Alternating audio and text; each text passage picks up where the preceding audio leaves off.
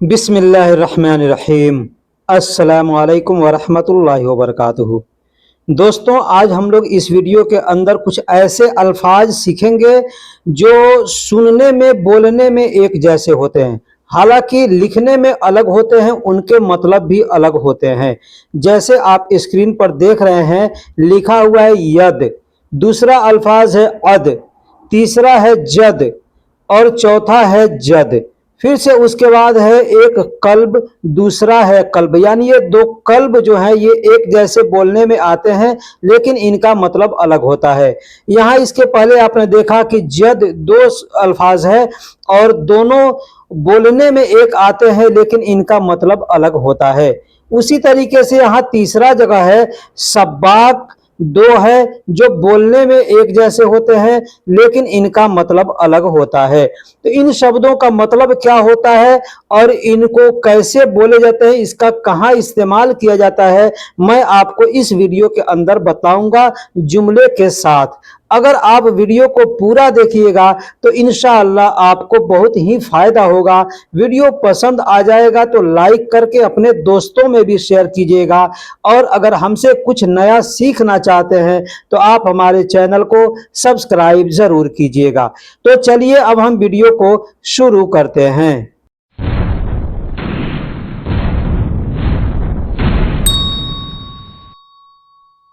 दोस्तों, सबसे पहला शब्द है, हिंदी में हाथ कहते हैं, अरबी में यद कहते हैं। मैंने यहाँ पर अरबी शब्द को अरबी में भी लिख करके बतला रहा हूँ ताकि आपको उसका उच्चारण समझ में आ जाएगा। मैं पूरी तरीके से कोशिश करूंगा कि इसका उच्चारण आपको मैं समझाता चलूं, ताकि अरबी जो आदमी बोलता है, कोई भी अरबी लोग आपसे बोलेंगे तो किस तरीके से बोलेंगे उसको कैसे समझा जाता है। अरबी और उर्दू का एक मखरज होता है, जो मखरज के हिसाब से बात किया जाता है। तो आवाज जब बाहर निकलती है तो आवाज को सुन करके आदमी समझ जाता है ये क्या बोला है, इसका मतलब क्या होना चाहिए। मैं आपको पूरा बतलाता चलूंगा, बस आपको वीडियो को पूरा देखना है, आखिरी तक देखना है। मैं हर चीज आपको समझाता चलूंगा, बताता चलूंगा।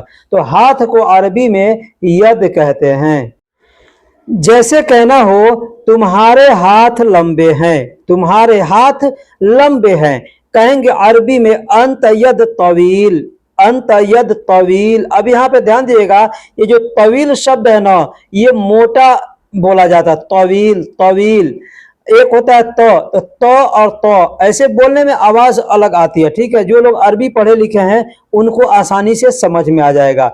तो अंत का मतलब तुम, तुम्हारा, तुम्हारे, तुम्हारी या तुमको या तुझे। यद का मतलब हाथ और तवील का मतलब लंबा होता है। तो कहना होगा तुम्हारे हाथ लंबे हैं, कहेंगे अंत यद तवील, अंत यद तवील, यानी तुम्हारे हाथ लंबे हैं। अगर कहना हो अपना दाहिना हाथ दो, अपना दाहिना हाथ दो। आप कहीं जाते हैं, हॉस्पिटल के अंदर जाते हैं या कहीं पे भी जाते हैं, कोई कहता है अपना दाहिना हाथ दो, तो आपसे कहेगा तो यही ना कहेगा जिब यद यमीन। जिब, जिब का मतलब दो या लाओ, यद का मतलब होता है हाथ और यमीन का मतलब होता है दाहिना। ये यमीन शब्द जो है गाड़ी चलाते हैं उनको भी ज्यादा ये बोलने की जरूरत पड़ती है, और जो लोग भी कहीं चल रहे हैं तो वहां पे भी काम करते तो यहाँ पे दाहिना बायां ऐसे बोला जाता है ना, तो यमीन शब्द का प्रयोग किया जाता है। जिब यद यमीन मतलब अपना दाहिना हाथ लाओ, या कहेंगे यहाँ पे, अब जहां पे यद शब्द का प्रयोग करेंगे वहां पे जिब शब्द का प्रयोग किया जाता है। ठीक है, आती शब्द का नहीं किया जाता। आती का मतलब भी होता है दो, तो कोई सामान देना है, लेना है, तो वहां पे देना है तो वहां पे आती शब्द का प्रयोग करते हैं। लेकिन ऐसे अगर कहना है जिब, किसी से मांगना है कोई चीज, तो वहां पे कहते हैं जिब यद यमीन। जैसे जिब का मतलब दो या लाओ, यद का मतलब हाथ और यमीन का मतलब दाहिना होता है। अगर कोई दाया के जगह पे बाया कहता है तो जुमला यही रहेगा, बस वहां पे यसार शब्द का प्रयोग करेंगे, कहेंगे जिब यद यसार। जिब का मतलब लाओ या दो, यद का मतलब हाथ और यसार का मतलब बाया होता है। अगर आप गाड़ी चला रहे हैं या कहीं जा रहे हैं, आपका कफील, मुदीर, कोई भी आपके साथ बैठा हुआ है, कहता है बाएं मुड़ना है या बाएं मुड़ो, तो अरबी में कहेगा लिफ यसार। लिफ का मतलब मुड़ना होता है और यसार का मतलब बाएं होता है।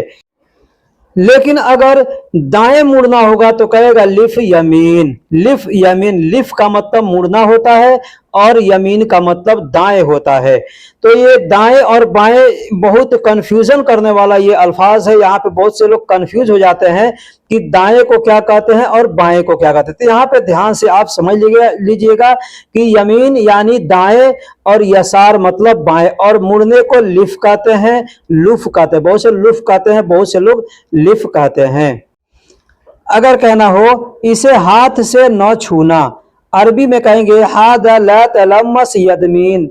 हादा, हादा मतलब इसे, लात मतलब नहीं, लम्मस का मतलब होता है छूना, और यदमिन यानी हाथ से। यद का मतलब हाथ और मिन का मतलब से। इसे हाथ से न छूना, कहेंगे हाद ला तलम्मस यदमीन, ऐसे भी बोल सकते हैं।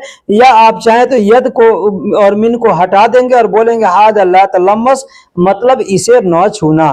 कोई भी चीज आदमी हाथ से ही छूता है, हाथ से ही टच करता है, तो वहां पे आप कह सकते हैं हाद ला तलम्मस, मतलब इसे नहीं छूना। हम किसी को कहेंगे कि इसे नहीं छूना तो कहेंगे हाद ला तलम्मस।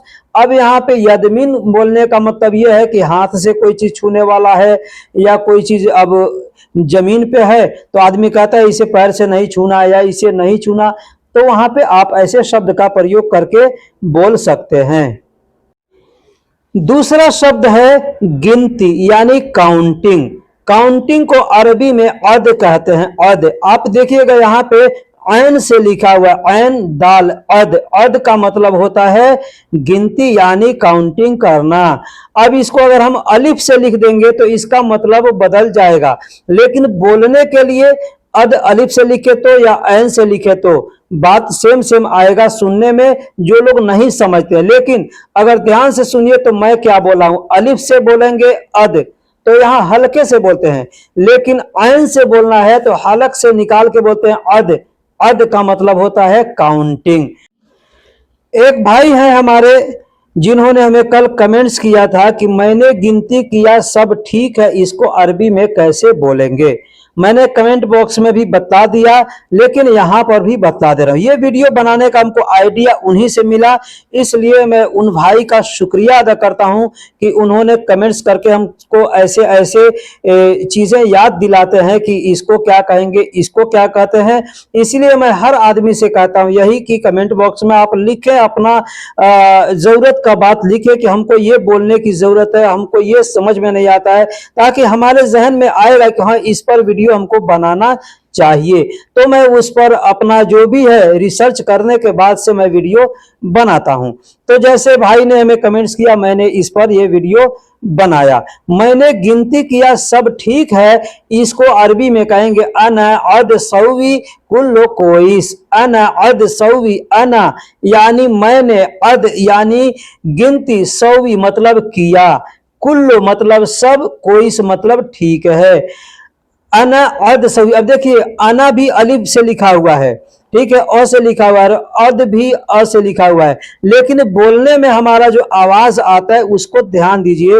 अना अद, अद जो बोलते हैं वो गले में से निकाल कर बोलते हैं, तो अना अद सौवी कुल्लो कोइस, मैंने गिनती किया सब ठीक है, इस तरीके से बोलेंगे। अगर कहना हो गिनती सही नहीं है, गिनती सही नहीं है, कहेंगे अद को इस माफी। अद को इस माफी, अद यानी गिनती यानी काउंटिंग, कोइस मतलब सही या अच्छा, और माफी यानी नहीं है। माफी में दो शब्द मिले हुए हैं, एक है मा जिसका मतलब होता है नहीं, और दूसरा है फी जिसका मतलब होता है। माफी मतलब नहीं है, गिनती सही नहीं है, काउंटिंग सही नहीं है, कहेंगे अद को इस माफी। दोस्तों ये जो हम बतला रहे हैं कि गिनती किया सब ठीक है या गिनती सही नहीं है, इसका मैं दूसरा भी तरीका बताऊंगा। वीडियो के आखिरी में एक जुमला बताऊंगा, उस जुमले से आप समझ जाएंगे कि अगर इस तरीके से आपको बोलना नहीं आता है तो दूसरा तरीका आप आसानी से सीख जाइएगा और आसानी से आप बोल सकते हैं। इसलिए मैं कह रहा हूं कि वीडियो को आखिरी तक देखिएगा। वीडियो पसंद आ जाए तो लाइक करके दोस्तों में भी शेयर जरूर कीजिएगा। अगर कहना हो गिनती गलत है फिर करो, गिनती गलत है फिर करो, अरबी में कहेंगे अद खलतान सवितानी मर्रा, अद खलतान सवितानी मर्रा। अद यानी गिनती और खलतान यानी गलत है, सवी मतलब करो, तानी मर्रा यानी फिर से या दोबारा। गिनती गलत है फिर से करो, कहेंगे अद खलतान सवितानी मर्रा।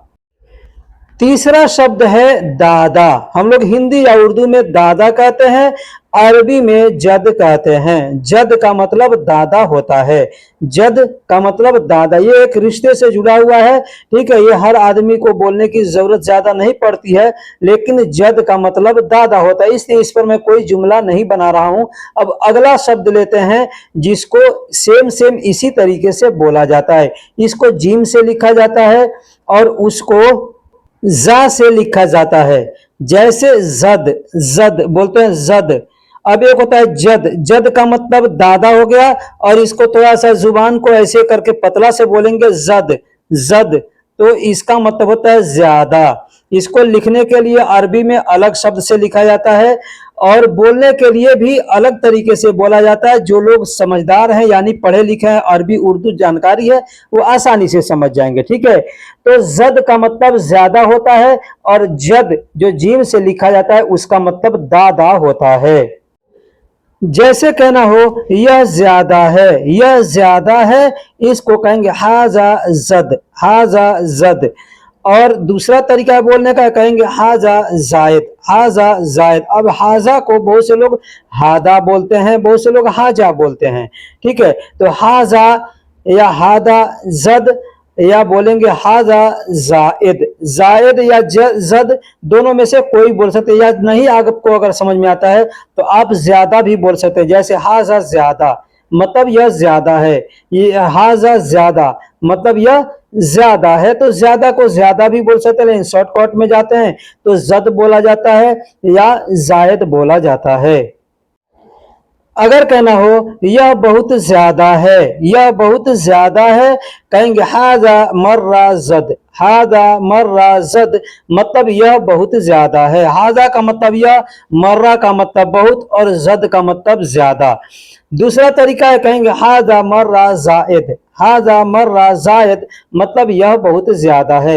एक और अरबी का अल्फाज है, अगर इसको आप इस्तेमाल नहीं करना चाहते तो बोल लेंगे हाजा वाजिद, हाजा वाजिद मतलब यह बहुत ज्यादा। वाजिद का मतलब बहुत ज्यादा होता है, और ज्यादा का मतलब सिर्फ ज्यादा होता है। मर्रा का मतलब ज्यादा होता है, लेकिन वाजिद का मतलब बहुत ज्यादा होता है। तो अगर आपको कहना यह बहुत ज्यादा है तो आप कह सकते हैं हाजा वाजिद मतलब यह बहुत ज्यादा है।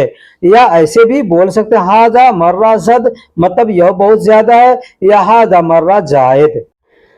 अगला शब्द है, हिंदी में हम लोग कहते हैं कुत्ता, कुत्ता। अरबी में कहते हैं कल्ब, इसको छोटा काफ से लिखा जाता है, कल्ब। कल्ब का मतलब कुत्ता होता है, ये छोटा काफ से लिखा जाता है। एक होता है कल्ब, वो बड़ा काफ से लिखा जाता है, तो उसका मतलब दिल होता है। उसको भी मैं आगे आपको बताऊंगा, इसलिए मैं कर रहा हूं वीडियो को आखिरी तक देखिएगा। तो कुत्ता को अरबी में कल्ब कहते हैं।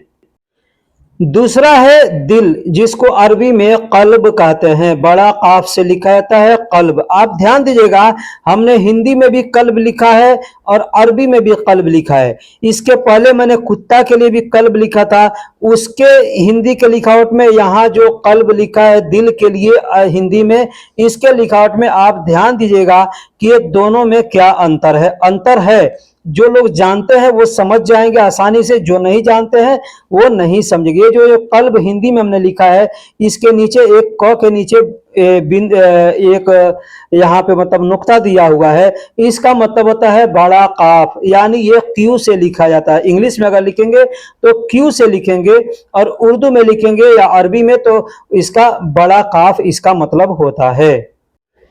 अक्सर हम लोग अपने देश में एक जुमला बोलते हैं जिगरी दोस्त, जैसे कहते हैं ना जिगरी दोस्त, तो अरबी में कहेंगे कल्बी सदीक, कल्बी सदीक। कल्बी यानी जिगरी, और दोस्त को अरबी में सदीक कहते हैं। तो कल्बी सदीक मतलब जिगरी दोस्त।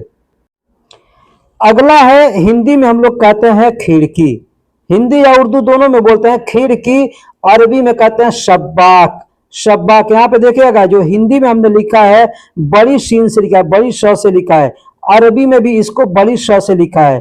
ठीक है, तो अरबी लोग अगर बोलेंगे ना आपसे तो कहेंगे शब्बाक। शब्बाक, यहाँ सीटी तेजी से बजा करके बोलेंगे शब्बाक, जिसका मतलब होता है खिड़की। इसको बोलने का दूसरा भी तरीका है, एक लफ्ज है दिरसा।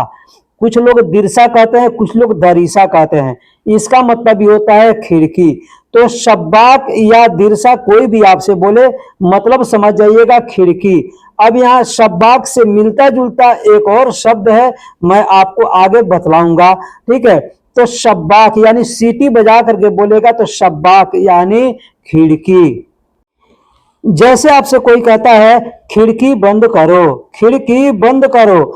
अब यहाँ पे आदमी कहेगा शब्बाक गफ्फल। शब्बाक यानी बड़ी सीन से बोलेगा, सीटी बजा के शब्बाक गफ्फल। या दूसरा शब्द है, बोलेगा शब्बाक शक्कर। अब बंद करने के लिए कई अरबी के अल्फाज हैं, जैसे गफल का मतलब भी होता है बंद करना, लॉक करना। वैसे ताला जो होता है ना, ताला को अरबी में गफल कहते हैं। ठीक है, तो बंद करने के लिए वो लोग भी गफल शब्द का प्रयोग करते हैं और ताला के लिए भी गफल शब्द का प्रयोग करते हैं। यहाँ पे देखिएगा बड़ा काफ से लिखा जाता है कफल, कफल बड़ा काफ कफल, इसको गफल बोलते हैं। यहाँ देखिएगा ग के नीचे एक बिंदु बना हुआ है, इसका मतलब होता है बड़ा काफ। ठीक है, तो कफल या गफल मतलब, गफल मतलब ताला या बंद करना। दूसरा है शब्बाक शक्कर। शक्कर का मतलब भी होता है बंद करना। अब यहाँ शक्कर दो होते हैं, एक बड़ी सीन से लिखा जाता है, एक छोटी सीन से लिखा जाता है। ठीक है, तो शक्कर ये जो छोटी सीन से लिखा हुआ है, इसका मतलब होता है बंद करना। ठीक है, तो कोई आपसे कहता है अब यहाँ पे खिड़की बंद करो, दरवाजा बंद करो या ताला बंद करो, कोई भी चीज बंद करने के लिए आदमी शक्कर या गफल शब्द का इस्तेमाल करके बोल सकता है। बहुत से अरबी के अल्फाज है बंद करने के लिए, जैसे तफी भी बोला जाता है, इगलक बोला जाता है। ठीक है, तो आपको जो शब्द आता है उस शब्द को आप इस्तेमाल करके बोल सकते हैं। लेकिन मैं आपसे यही कहता हूं कि हर वीडियो में बताता हूं कि एक शब्द को कितने चीजों से जाना जाता है, तो सारी चीजें आप जानेंगे तो सामने वाला कोई भी शब्द इस्तेमाल करके बोलेगा तो आप समझ जाइएगा। अगला है प्लम्बर। हम लोग प्लम्बर कहते हैं, अरबी में उसको सब्बाक बोलते हैं। यहाँ पे ध्यान दीजिएगा छोटी सीन से लिखा हुआ, और यहाँ पे हिंदी में भी देखिएगा छोटी स से लिखा हुआ है सब्बाक। इसका मतलब होता है प्लम्बर। जो लोग पाइप का काम करते हैं उसको अरबी में सब्बाक कहते हैं। पीछे मैंने बताया शब्बाक मतलब खिड़की, और यहाँ छोटी सीन से यानी यहाँ पे सीटी नहीं निकालेंगे और बोलेंगे सब्बाक मतलब प्लम्बर। अगर कोई कहता है कि तुम क्या काम करते हो या तुम क्या करते हो, यहाँ पे मैंने काम शब्द दे दिया, तो काम शब्द को अरबी में शुगुल बोलते हैं। ठीक है, या अमल बोलते हैं। लेकिन कोई अगर कहता है कि तुम क्या काम करते हो, तो यहाँ पे शुगुल शब्द का प्रयोग भी करके बोल सकते हैं या नहीं भी करके बोल सकते। जैसे अंतशुनुसवी, अंतशुनुसवी मतलब तुम क्या करते हो या तुम क्या काम करते हो। ठीक है, अब यहाँ पे चाहेंगे तो कह सकते हैं अंत शुनु सवी सुगुल, अंत शुनु सवी सुगुल मतलब तुम क्या काम करते हो। अब ये आपके ऊपर है, चाहे तो अंत शुनु सवी बोले या चाहे तो अंत शुनु सवी सुगुल बोले। सुगुल बोल भी सकते हैं, नहीं भी बोल सकते हैं। मान लीजिए आप प्लम्बर हैं तो बस कह सकते हैं अना सब्बाक, मतलब आदमी समझ जाएगा कि तुम क्या काम करते हो। अना का मतलब मैं और सब्बाक का मतलब प्लम्बर। मैं प्लम्बर हूं, कह देंगे अना सब्बाक। अब आप जो भी काम करते हैं उस काम को आप बोल करके बतला सकते हैं। जैसे मैं प्लम्बर हूं, कहेंगे अना सब्बाक। अगर आप इलेक्ट्रीशियन हैं तो आप कह सकते हैं अना कहरबाई। अना कहरबाई यानी अना का मतलब मैं और कहरबाई का मतलब इलेक्ट्रीशियन होता है। मैं इलेक्ट्रीशियन हूं यानी अना कहरबाई अरबी में ऐसे बोलेंगे। अगर आप लोहे का काम करते हैं, लोहार है, लोहा कूटने का काम करते हैं या लोहा से औजारे बनाते हैं, तो उसको हम लोग लोहार कहते हैं। अरबी में कहेंगे हद्दाद, कहेंगे अना हद्दाद मतलब मैं लोहार हूं। अना का मतलब मैं और हद्दाद का मतलब लोहार होता है। लोहा को अरबी में हदीद कहते हैं और लोहे का काम करने वाले को हद्दाद कहते हैं। अगर आप लकड़ी का काम करते हैं तो हम लोग उसको कारपेंटर कहते हैं या बढ़ई कहते हैं। तो अरबी में कहते हैं नज्जार। तो आप कह सकते हैं अना नज्जार, मतलब ये एक पेशा का नाम है। तो आप जिस पेशा से जुड़े हुए उस पेशा का नाम आप बता देंगे तो सामने वाला समझ जाएगा कि आप क्या काम करते हैं। कहेंगे मैं कारपेंटर हूं, अरबी में कहेंगे अना नज्जार। अना नज्जार यानी मैं कारपेंटर हूं। अब यहाँ नज्जार शब्द आया तो यहाँ से एक मिलता जुलता शब्द आपको बता देता हूं। नज्जार का मतलब होता है कारपेंटर, और नजारा, इसी को नजारा यहीं से मिलता जुलता है। तो नजारा का मतलब होता है चश्मा। चश्मा जो हम लोग आंखों पे लगाते हैं, ऐनक, उसको अरबी में नजारा कहते हैं। ठीक है, लेकिन अरबी में जब लिखेंगे तो इसका स्पेलिंग बदल जाएगा, लिखने का तो मतलब भी बदल जाएगा। मैंने जैसे पीछे बता दिया कि लिखने का जो स्पेलिंग बदलेगा तो मतलब भी बदल जाएगा। तो अना नज्जार यानी मैं कारपेंटर हूं। दोस्तों मैंने शुरू में बताया था कि इसको बोलने का दूसरा तरीका बताऊंगा। जैसे मैंने गिनती किया सब ठीक है, इसको अरबी में बोल सकते हैं अना सब हिसाब कुल्लु कोइस। अब हिसाब में गिनती लिखना या गिनती करना सब चीज आ जाता है। ठीक है, आप चाहें तो जो पहला तरीका मैंने बताया कि अना सवी अद, मतलब मैंने गिनती किया, कुल्लो कोइस यानी सब ठीक है, वैसे भी बोल सकते हैं। या ये तरीका अपना सकते हैं अना सवी हिसाब कुल्लो कोइस, यानी मैंने सब हिसाब कर लिया, सब ठीक है। तो दोस्तों वीडियो अगर अच्छी लगी है तो आप लाइक करके और दोस्तों में शेयर जरूर कीजिएगा। आपके मन में भी कुछ इस तरीके का सवाल है तो आप कमेंट बॉक्स में जरूर लिखिएगा, मैं कोशिश करूंगा उस पर वीडियो बनाने की। तो दोस्तों फिर मिलेंगे किसी अगले वीडियो में, तब तक के लिए अल्लाह हाफिज, सलाम अलैकुम।